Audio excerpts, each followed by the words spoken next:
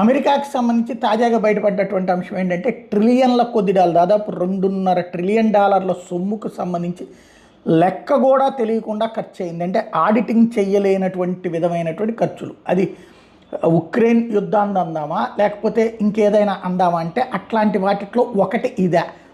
అంటే వేరే చోట్ల తినేయడానికి ఉపయోగపడే విధంగా వాడారు.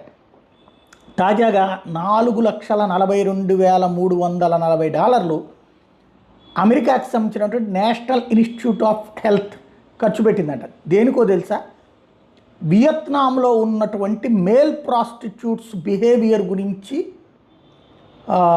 సర్వే చేయడానికట. ఎక్కడో ఉన్న వియత్నాంలో, ఒకప్పుడు ఆ వియత్నాంలో ఓడిన అమెరికా, ఆ వియత్నాంలో మేల్ ప్రాస్టిట్యూషన్ ఉందంట. ఆ మేల్ ప్రాస్టిట్యూషన్కి సంబంధించినటువంటి వాళ్ళు ఎవరైతే ఉన్నారో వాళ్ళ బిహేవియర్ ఎట్లా ఉందో కనుక్కోవడం